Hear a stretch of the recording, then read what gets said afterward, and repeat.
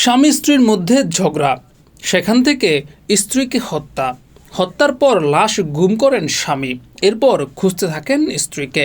না পেয়ে থানায় অভিযোগ করে চলে যান শ্বশুর বাড়িতে। এমনই এক চাঞ্চল্যকর ঘটনা ঘটেছে নরসিংদীর মাধবদীতে। নিহতের নাম হোসেন আরা বেগম। তিনি কাঠালিয়া ইউনিয়নের নোয়াকান্দা গ্রামের মোহাম্মদ রহমান মিয়ার মেয়ে।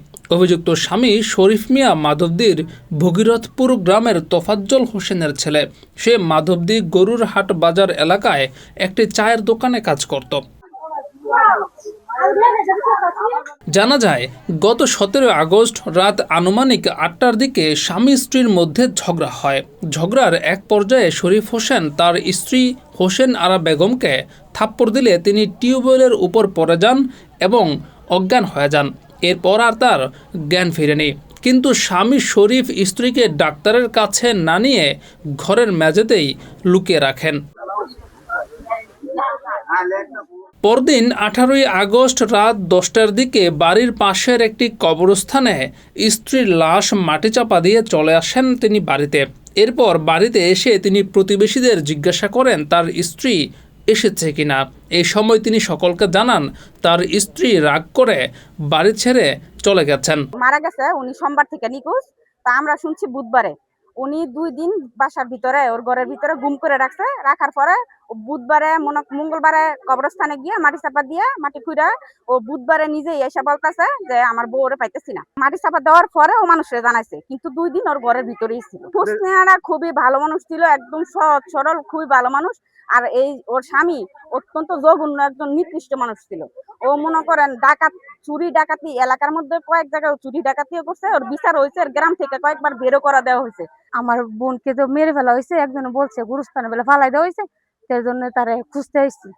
পরে কইতাছে আমি তো দেখছি একজন লোকে তার কবরটা কবর খুঁজতেছে। আমি এবার বললাম যে না, আপনি একা একা কেন কবর খুঁজতেছেন?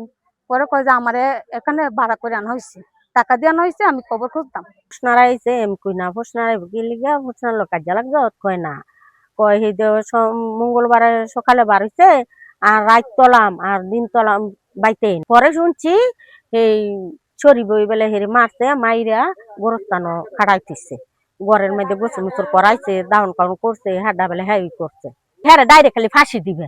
এর পরদিন 19 আগস্ট দুপুরের দিকে মাধবদী থানায় স্ত্রী নিখোঁজ হয়েছে মর্মে সাধারণ ডায়েরি করার জন্য শ্বশুরকে নিয়ে আসেন শরীফ। তবে তার কথাবার্তা সন্দেহজনক হলে পুলিশ জিডি না নিয়ে একটি অভিযোগ দায়ের করতে বলেন। সে অভিযোগ দায়ের করে শ্বশুর বাড়িতে ফিরে যান। পরে পুলিশের সন্দেহ হলে পুলিশ তার শ্বশুরবাড়ি থেকে তাকে আটক করে থানায় নিয়ে এসে জেরা করতে থাকলে এক পর্যায়ে সেই স্ত্রীকে হত্যার কথা স্বীকার করেন। শরীফ মিয়া তার শ্বশুর এবং তার ভাইরাকে নিয়ে থানায় যায়। সে বলে তার স্ত্রী নিখোঁজ হয়েছে, গতকাল থেকে সবজি কিনতে গেছে কিন্তু ফিরে আসে নাই। তার মোবাইল কই কি কোথায় অন্যান্য বিষয়াদি এবং তার আই কন্ট্যাক্ট দেখে একটু সন্দেহজনক মনে হয়। আমি সাধারণ ডায়েরিটা নিখোঁজের সাধারণ ডায়েরিটা না নিয়ে একটা অভিযোগ আকারে রেখে দেই এবং বলি আপনি যান, এটা আমরা দেখতেছি, দেখে তদন্ত করে তারপর দেখা যাবে। এক পর্যায়ে সে এলাকাবাসীও তার এই সমস্ত গতিবিধি আচরণ দেখে তাকে সন্দেহ করে।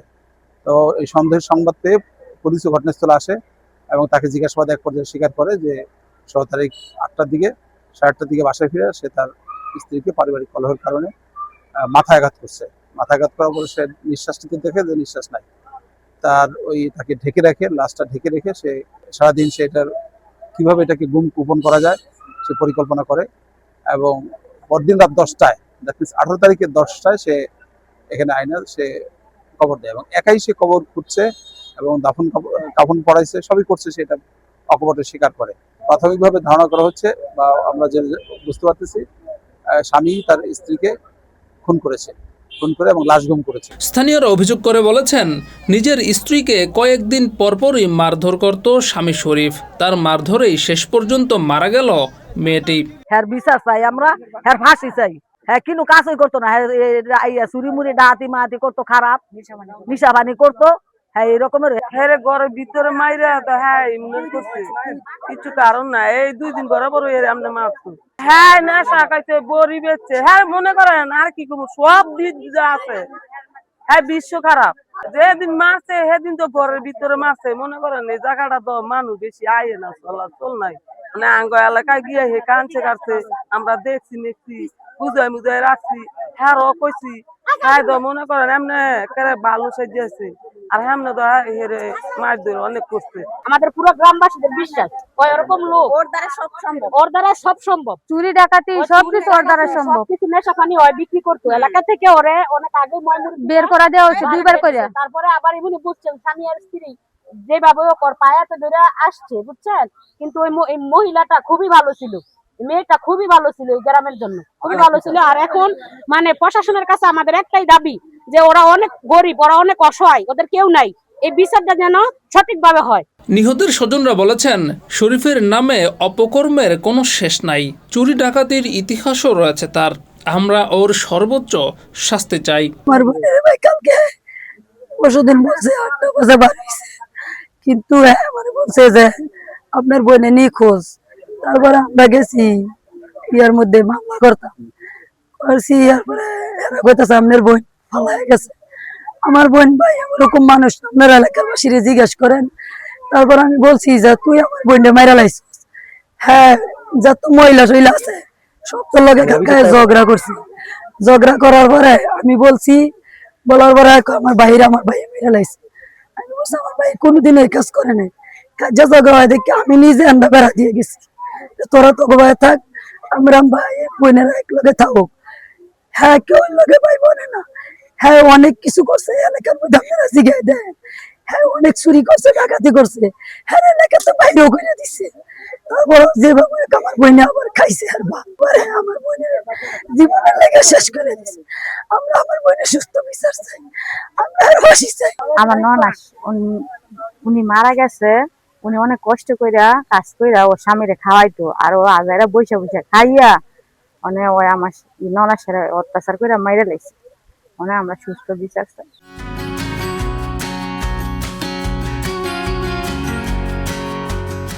স্থানীয়রা বলেছেন, হোসেন আরা অত্যন্ত ভালো মানুষ ছিলেন, তবে তার স্বামী ছিল অত্যন্ত খারাপ মানুষ। তারা এই ঘটনায় দোষীর দৃষ্টান্তমূলক শাস্তি দাবি করেছেন। জিয়াউর রহমান, যুগের চিন্তা।